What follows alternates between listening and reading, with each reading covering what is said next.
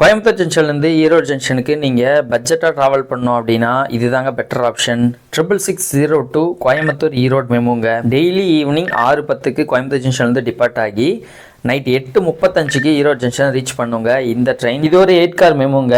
2 coaches வந்து ladies கோச்சஸாக இருக்குது. இதோட இன்டீரியர்ஸ் அப்படின்னு எடுத்துக்கிட்டிங்க அப்படின்னாலும் ஓரளவுக்கு நல்லாவே இருக்குன்னு தாங்க சொல்லணும். ஜூலை 2019 தாங்க மேனுஃபேக்சர் பண்ணியிருக்காங்க. ஒரு 6 இயர் தான் ஆகுது. இன்னும் அதை விட பழைய மெமோஸ்லாம் இருக்குது. அதை கம்பேர் பண்ணும்போது இதோட சீட்ஸ் ஆகட்டும், இதோட இன்டீரியர் எல்லாமே சூப்பராக தாங்க இருக்குது. அது மட்டும் இல்லாமல் ஒரு கோச்சுக்கு 2 ரெஸ்ட் ரூம்ஸும் வந்து பார்த்திங்கன்னா கொடுத்துருந்தாங்க.